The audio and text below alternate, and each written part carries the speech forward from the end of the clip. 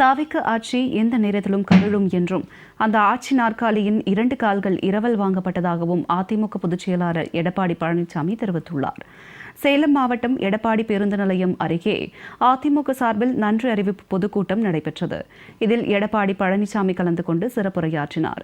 அப்போது திமுக தலைமையில் அமைக்கப்பட்ட விசிக, இடதுசாரிகள் உள்ளிட்ட கூட்டணி கட்சியினரின் தயவில்தான் தாவிக அரசு அமைந்துள்ளதாக கூறினார்.